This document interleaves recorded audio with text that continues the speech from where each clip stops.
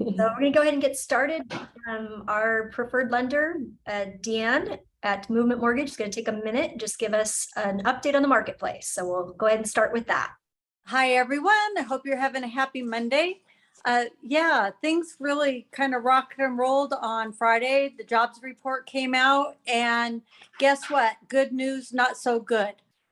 Good news was that the jobs inflation is, remaining about 3.7. So what that means to us is that people are still spending and we're loving it, but our government is not. So what we're likely to see is that the feds are going to continue increasing interest rates until we go into a recession. There's some bright news, and the bright news is when that happens, interest rates will go down. So hang in there, happy selling, and thanks for a few minutes today. You're welcome. Thanks for the update. Are we still about what? Still under 7 though, right? We're 7. We're 7, and it's moving upwards from there. Okay. All right. Thank you for the update, Dan. We're going to go ahead and jump right in. Today, we are going to talk about the buyer consultation that will lead us into a buyer agency agreement. Many of you are starting to get your hands, I guess you could say, get your hands dirty on that buyer agency agreement. And I think that we need to kind of go back a half a step. So tonight we're going to go over just the process of working with a buyer. I'm going to start there and kind of work your way through some of the resources that you have available to you to help you in getting that signature from a buyer. So I'm going to have Shannon be my Vanna White tonight and just go through the pieces as I talk about them. So when you're talking about buyer agency agreements and getting those signatures, you know what? The thing it's interesting is some people are not realizing that this has been going on for many, many years. This is not a new thing, that you want to get and secure a commitment from your buyers before you start putting in a lot of time and effort. But with COVID and with all of the changes and the paperwork, and maybe you're started your career not doing a buyer agency agreement, I can appreciate where you're coming from as far as not wanting to do it wrong. And I think that that's a great opportunity that we have right now at this point in the contract knowledge to go through the steps of working with the buyer and discussing, if I was to have this kind of placed upon me, like you have to have this buyer agency agreement signed, what would I need to do prior to getting that buyer agency agreement signed, and how would I kind of look at that? So we're going to talk about the tools that we're going to use here. And again, if you have any questions, just go ahead and chat those in the chat window. And I think we'll have some time at the very end, Shannon, to go through some of the questions as we go through the pieces. The first thing that we have available for you, can also down this on our resource website, would be searching for homes. I think one of the things when I'm looking at putting a package together for a buyer, let's say I have somebody that called me and said, like Deanne, maybe she's going to buy a home, right? Deanne, let's see. I mean, you have all the resources, all the product. Maybe Deanne's going to be my buyer tonight. And Deanne says, Rochelle, I am interested. I don't know anything about buying a home. And so where should I get started? I would want to secure that appointment with her because there's a lot going on. Many people don't even know what the interest rate would be or the steps about buying a home. And maybe they haven't bought for many, many years, or maybe they're relocating. So there's a lot of various type of situations that go into actually purchasing a home. So the first step is to get an appointment with them, to actually have a time, not just a 5-minute, they can be on the phone, but really have an in-depth conversation. So I usually have a file created for each client, each buyer. And in that file, I have a sheet that kind of looks like this, where I can jot down questions. I can write their name, their phone number, and it's my sheet that I use to take notes on. This you can download really easily. If you need to have it modified, we can easily modify it for you. But there's a place where you can ask questions and you can kind of get a sense of what they're looking for. So we already have a call that we talk about how to fill in some of these details, but I have this intake sheet is what I call it. I have this available for you that you should print and have available so that you can ask maybe some of the questions that you have not received on your initial phone consultation. So when I go and meet with Deanne, I'm going to have a folder. Most likely I'm going to have a folder of the homes that we're going to go tour. I'm going to have this sheet that's going to have some notes on it that I've taken from our phone conversation, with maybe some highlights or some question marks, maybe on the important dates. Maybe I didn't get her birthday or her anniversary, and I want to gather that information because I want to, again, ask her questions about her personal situation so that I can build that loyalty and trust. It's super important that you build that before you even get to the point of having them sign an agreement with you. So you definitely want this kind of filled out. The next thing that we would do is you would have in your package, in your buyer consultation package, you would have a printed copy of the buyer agency agreement all filled out. I usually put that on the right side flap. And then on the left side of the flap, I usually have the materials that I've printed for that particular appointment, such as the homes we're going to tour. And in front of that, I actually put the actual buyer consultation package. The package is assembled and really keeps you front in, just front and center, gives you some testimonials, a little bit about the company, the process and the timeline. And I'll kind of go through just the bullet points that I would cover. But you need something tangible to give to that buyer. There's been tests and marketing done and all kinds of polling and things of that nature throughout the United States. To get to that point of getting a buyer comfortable signing an agency agreement, they need something tangible. They need to see that you've actually prepared something ahead of time. You don't just want to roll out of bed, show up at the first house and open the door and then expect them to sign an agreement. They're less likely to do that. We've already tested this out many years ago. In fact, a decade ago, I trained and taught over 100 people on how to get buyer agency agreements signed. And it was almost near impossible if you had not done your prep work ahead of time. Much like a listing where you have to prepare what you're going to say and you actually are presenting, you need to do the same thing with the buyers as well. So let's go to the next slide. What we would prepare would be the buyer consultation, and we already have them prepared. Oh, and don't forget your disclosures. You probably want those in your package as well. The law of agency required in Washington anytime you work with the buyer. And if you're going to go show them homes with lead, potentially, or with mold, which would be almost any house in Washington that could have mold in it at this point in time, as well as wire fraud, or if they're going to be in a very active multiple offer, there are some disclosures that you can include in your buyer package. If you purchase a pre-printed package from us in the office, we will have already put all of this together for you. And all you'll need to do is come into the office and tell Shannon, tell Yen, tell anybody in the office how many you need, and we'll have them already prepared and ready for your pickup. Many of you have already taken the opportunity to do that. You're going to want to probably think ahead and make sure you're not just the same day showing up at the office wanting us to frantically print. We will certainly do that for you, but these are also available in all of our offices. The next thing you will have in your package would be, again, I'd layer it. So the homes would be, that I'm going to go show is at the back of the one flap, then the disclosure receipt, and then also the presentation. And then on the flip side, just like a listing agreement where you come prepared with it all filled out, you also are going to have your buyer agency agreement printed out so that you can actually go through that with them. So you open the folder when you show up, right, Shannon? If we were going to meet you at a Starbucks, or if we're going to meet somewhere at the first property, or maybe in the hotel lobby, I've done buyer consultations at all of those places. I've reserved the office space. I've done it in a conference room. I feel like that, what's that, eating green eggs and ham? I'm reading that book to my son right now. It's like, I will eat it here. I will eat it there. I can do a buyer consultation anywhere. I can maybe make a book, right, Shannon, on how many times we've actually done the consultation. I can do it on Zoom. I will eat it. I will do the consultation on Zoom. I will do it in my sleep. I will do it in the morning, at night. You can do a consultation anywhere if you have the right tool. So you have the ultimate buying guide as a resource that you can use for any buyer. They're already assembled. If you want to customize it, many of the brokers have made it their own. Maybe they want a hot pink, maybe they want it yellow. Again, you can work with our in-house designer and she can design this buyer consultation package the way you desire it to be.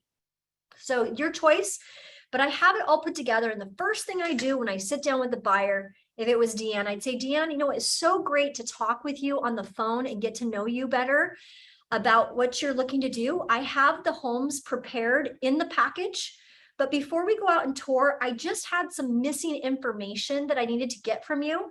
And I pull out my little information intake sheet and I jot down some notes, and I've prepared a package that won't take us longer than about 15 to 20 minutes to go through. And I've already set up our appointment for, in this case, 6:30. So we will be ready to go after we go through a few things.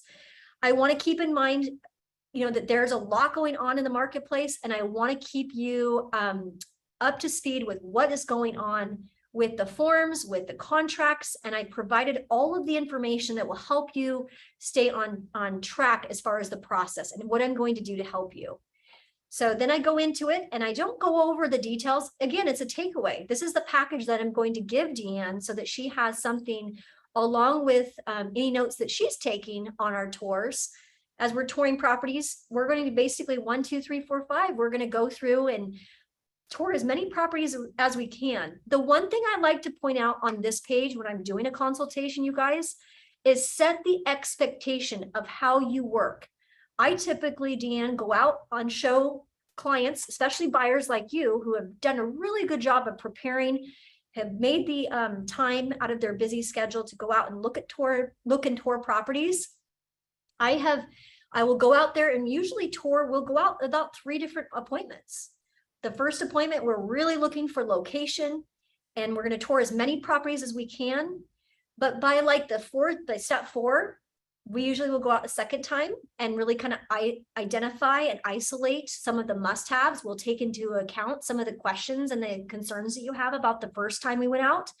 And usually by the 3rd appointment, Deanne, we usually find the one. By setting the expectation in this way in the buyer consultation, it takes some of that looky-loo people, you know, the ones that like to go out, like my mother-in-law. I hope she's not listening to this one, Shannon, but she would go and waste a ton of time of all of the real estate agents she'd work with. She would look in Gig Harbor, and then she would go into Tacoma, and then she's in Federal Way. And before I got my real estate license, she wasted, I don't even want to know. Sometimes I just pray to goodness some of these real estate agents have retired that my mother-in-law would go and tour. And I think to myself, how did I get so lucky? And maybe I just was well trained by some of the brokers that I learned under how to properly set expectations, even with my mother-in-law, who liked to go and look at properties as a hobby. She would even buy Eric, my husband, ice cream so she could take the kids with her and go waste a lot of real estate agents' time. So you want to set the expectation on this page and just let them know how you work, how many properties are going to go tour, what does it look like through the process, and then you can go into the next page. I've also created a list for you, Deanne, that goes through step 1 through step 8 of what I do to help a buyer go through this process. Many people ask me questions, especially if they've not purchased in a long time, what to know about the loan process. And we actually are ahead of the game, Deanne. We've already done the loan process because you've talked to Movement Mortgage. So we are actually on step 3. And as we go through the steps, I will be with you the entire way. So if any point you have questions, I work with a very strong brokerage and a very strong team, but ultimately the buck stops with me. So I will be with you in writing the contract, negotiating the contract, helping you with the inspection, negotiating repairs, making sure the appraisal is coming in at the proper valuation. And then I'm there with you at the closing. All steps of the way, I'm there to support you with this process. It's a step-by-step process, and I've outlined everything for you right there. And then that's going to setting you up. I used to go out, you guys, with just this one sheet. In fact, when I was newly licensed in 2000, I don't even remember, turn of the century, let's put it that way, I would only have a timeline, and that's how I was taught to explain my value proposition as a buyer's agent, was just to go through that timeline from step 1 to step 8. And it was in a horizontal format, but nonetheless, it's still the very, very good piece of the consultation. The other thing that many buyers ask me to go over when they are looking for a property is what to keep in mind as far as down payment, earnest money, inspection, appraisal, and closing costs. I just outlined what approximately those costs would be so that you know, at what point you need to kind of, what is earnest money? If it's a new buyer, you might want to spend more time at educating them on what earnest money would be. But somebody that's bought and sold many times before, we may just want to go over what is the cost of the inspections? Do you have recommendations? Yes, I do. Those are kind of the questions that I get from more experienced buyers, is on inspection and appraisal. Then I go to the next page when it talks about, and you can ask them how much money have you set aside for the purchase? That way I know how to write the deal when it comes to that.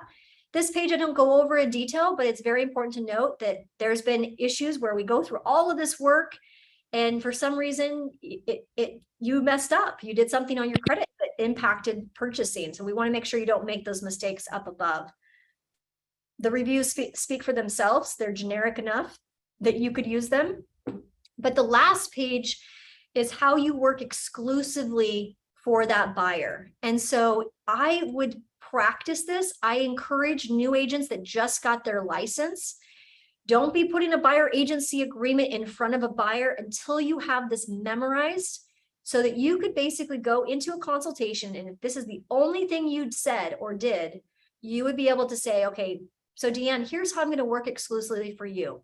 I'm going to help meet your buying needs. I'm going to help you find the best home or investment through the next 2 or 3 appointments that we're going to go on. I'm going to help you secure the best financing, go over any of the questions you have regarding that. I'll keep you completely informed about the process like I've done so far. And I'm going to help you negotiate the best price and terms on any property that you see, whether you find it on your own mobile application, and I'll help you do that. Or if it's an off-market property that I become aware of, I'm going to help you do all of that and remain 100% committed. And my commitment is that I am committing to you as much as you're committing to me. So in order to do that, what I have created here is a buyer agency agreement. And I skip over that part for now. That I just need your okay to go ahead and move forward on. I need to make sure I fill this entire thing out with exactly what I want to get paid. Many of you have asked me, well, what if I don't want to work for 3%? What if I want to change that? Maybe it's a 2% or 2.5. That is your choice. I believe, and I still believe even to this day, that a very good broker, a real estate broker that's educated, experienced, has negotiation skills, is worth 3%. And I'm putting that right into our contract and making that the default. And I'm strong enough to say that because the services have allowed for all kinds of creativity in term 1. And if you fill this whole thing in and you properly deliver it, I have no doubt in my mind, you will have more buyers sign this than you can even imagine. So you need to practice it. I don't want you going out there and just, practicing on the job. Certainly you want to utilize some of the tools that we have created for you to better practice. So you can go through a very long buyer consultation. I only take 15 minutes to go through it. Just on this webinar, I've taken about 10 as I'm talking through this, and I would have no problem getting a buyer to sign this. If it's all filled in, the part where you sometimes will get questions, they'll say, well, what am I signing here, Shannon? And what you want to do is you want to explain to them your services. Well, what I've described in the last 10 minutes, Shannon, is that all of my services are written in here into the contract. This agreement is with Best Choice Realty so that I can find a property for you in the next, and again, you can fill that in. I'm allowing you guys to fill that in. Is it 30 days? Is it going to be 60 days? Is it going to be a 1 year before they find property? That is the date that this agreement, this relationship is built to last. And it needs to be filled in. Do not leave it blank. Make sure you fill that in. And I've put in that's going to take us 3 months to find a property. If for some reason, Deanna, if we can't find a property between now and say the end of the year, then this agreement, you owe me nothing. But if we do find you a property, if you look at the compensation section, it says that Best Choice Realty will disclose any compensation offered by the seller to Best Choice Realty when we prepare an offer. So you will not owe me a compensation unless I'm basically preparing an offer on your behalf and we are negotiating my compensation. But my compensation, what I'm agreeing to work for, is 3%. And that will be in part, I will ask for that for the seller to compensate me for that. If the seller does not compensate me the 3%, I will come to you and we will talk about this, the compensation that's owed.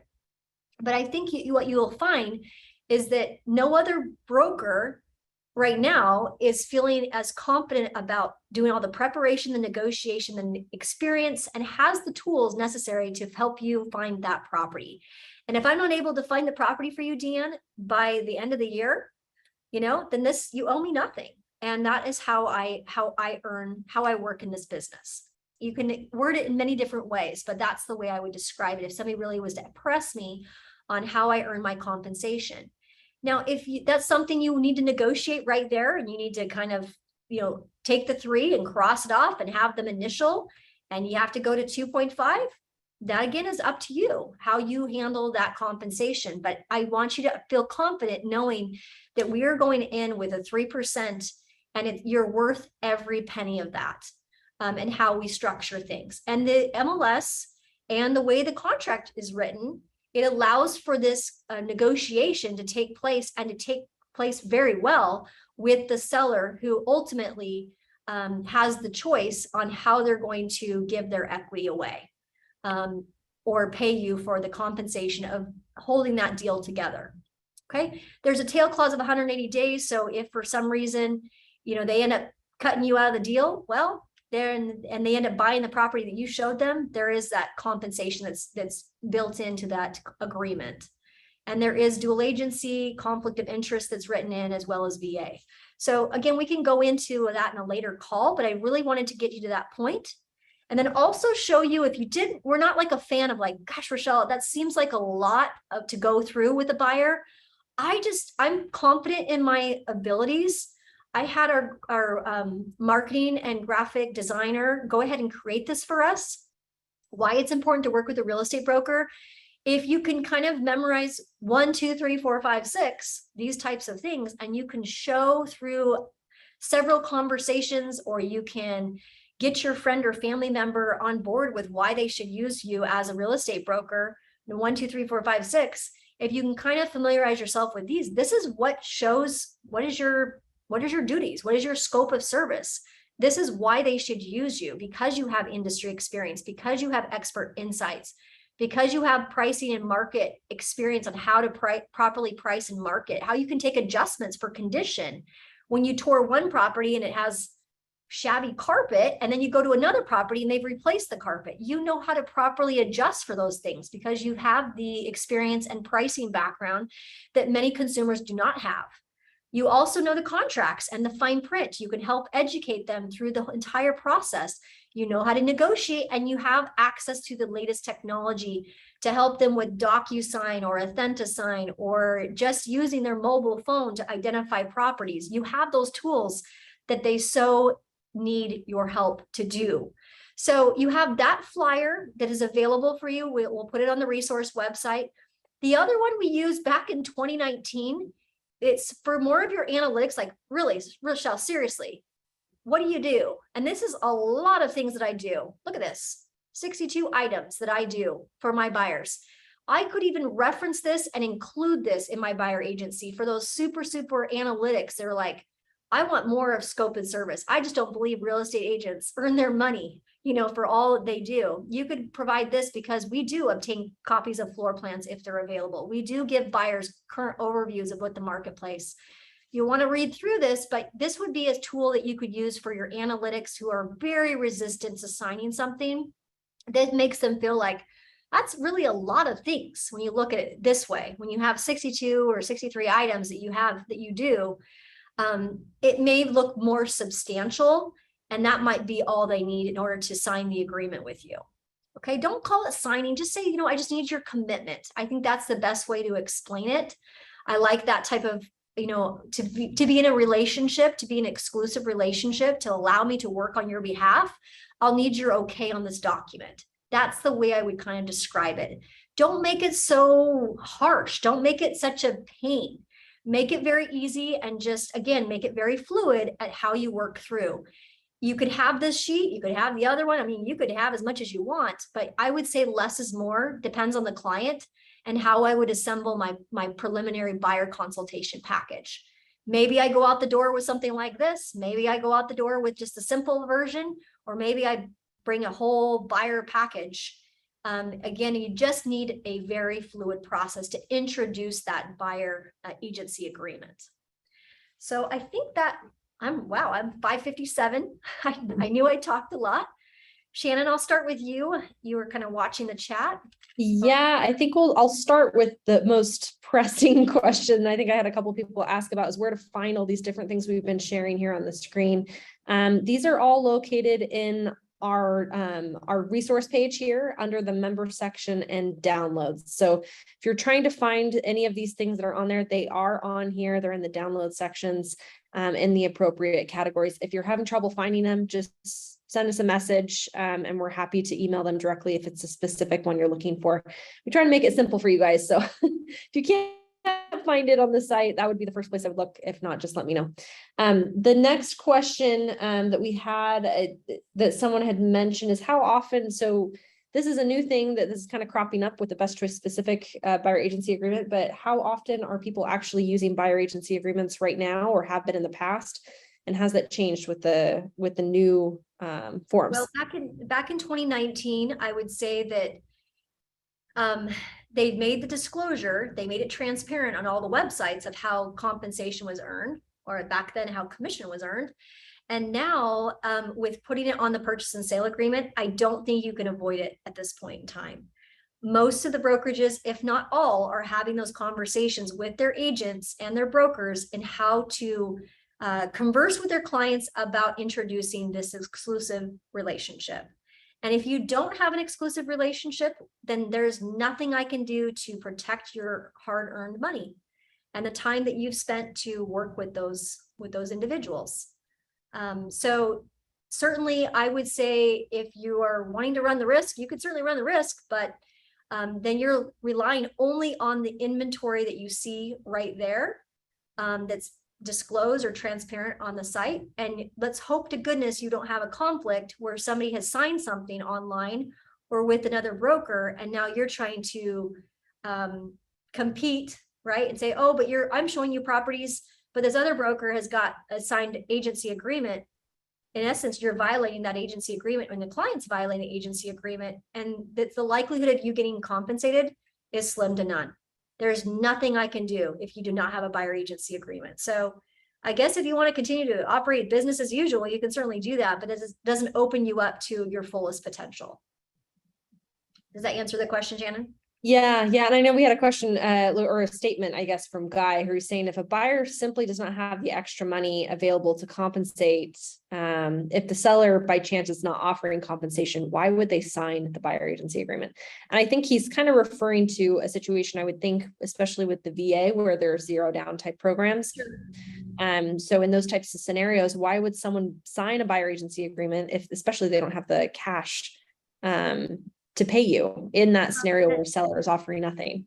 Yes, and in that case, you would really want to lean on the commitment, that I need your commitment to allow me to work on your behalf.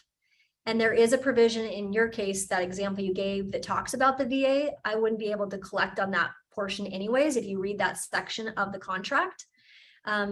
However, I mean, that's not the type of agent that I am, right? That's, you know, if you don't have the funds, I mean, I need your commitment though, so that I can act on your behalf. It talks about the ability to work with your financial sensitive data.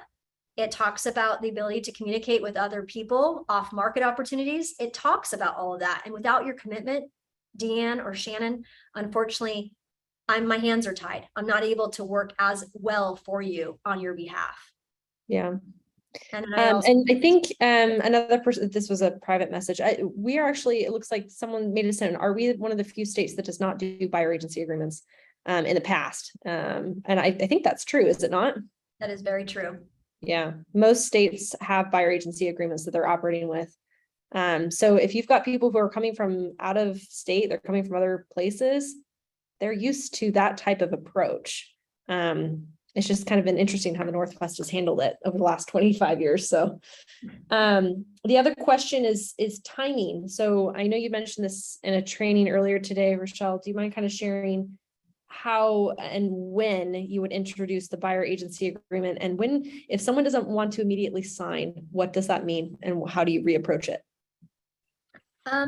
You want to establish a kind of a common business practice. That's what's worked well for our new brokers, where they just automatically, if they're going to sit down and do a consultation with their client, it's natural to go right there. That is the perfect placement. You have them sign the receipt that they've received the disclosures. And then my office requires me to have this agency agreement in an office. So they just naturally get it. It's like, it's interesting how the new brokers new into the industry have no problem bringing it because they're actually learning agency and they're training that more than they did when I got my license. So that would be the best place to place it. But let's say that you and I are like family members, Shannon, we are having conversations. I want to basically show them why you should work with a broker. Maybe we want to send my sister who doesn't want, not Shannon's my sister, if you guys didn't know, but I have a sister that does not like real estate agents and is very resistant, thinks she can do it herself. I would want to establish agency as soon as possible before I go out and spend a lot of time going and opening doors, showing her properties, negotiating on her behalf. In order to do that, I might have to email her over or send her a Facebook message, right, with maybe that little graphic. And then at that point, talk with her and say, hey, before we go out, I'm going to send you a DocuSign or an AuthentiSign to sign off on an agency agreement that allows me to work on your behalf. And if my sister will not sign it, then I don't need to go waste my time. And you have to be okay saying no. And if she wants to go find some other broker that wants to go take her out and then she's wasting their time, that's up to her, but that might be the point where I say no. You have to establish rapport. You have to have that trust obtained and that commitment obtained before you put something like that in front of somebody. So definitely before writing an offer, that would be a place where you could put it in the documents if you're going to write an offer, or that would be the worst case scenario, would be put it in with your offer and just have them sign it. Or you could have them, do it earlier, which would be my preference, would be the consultation approach. Yeah, and I think you brought up a good point earlier today too, where you'd mentioned if they're resistant to sign initially when you sign it, maybe you introduced it too soon, or they weren't in alignment with your value proposition and what you're bringing to the table. So it's like you have to kind of reconfirm what your service is and what you're doing to earn your keep. Yeah. And you might go out one time, you might go out one time, meet them in person, and then you end up getting that the next time, right? We go out on visit number 2, just make sure they understand that, the next time we go out, we'll need to have this filled out and filled in. Okay. Great. And I think just one last question, would this type of consultative approach change if it was in person versus on Zoom, or if you're working with people who are out of state that you've not met with before? How would you handle that? No, it really is the same approach. I've done them both. In fact, I did a recording. I have to go back and listen to the recording to see how I did. But I have done it both ways. And in 2020, we were not meeting people in person. We were limiting that exposure. And I sold personally condos and houses without even the buyer touring them, where I went out there and toured for them. And we did webcam, and we did that. So I've done the same process on Zoom, and it's the same process. It's just setting the expectations differently, and having that consultative approach on Zoom works just the same. I did a webinar, I believe, a couple years ago in 2020 on that. That's recorded. So I'll have to go back and look and see how I did, Shannon, but yes. I don't think much has changed in that regard. We also have a PowerPoint version of the consultation that we could use. So that makes it easy on the screen to show. Great. And yeah, I think that's all the questions that have come through today. So again, if you're looking for those sheets, they're on our resource site, bestchoicerealtyhomes.com, and just log in and you should be able to access everything in the download section. I think that's it, Rochelle. If you have any questions at all, or if you need some modifications to any of those pages, shoot me an email. I am way caught up, and I'm happy to help you with kind of retooling your business. If you're really trying to kind of reform. Somebody told me today, Shannon, she goes, I've never worked for 3%. That's a new concept for me.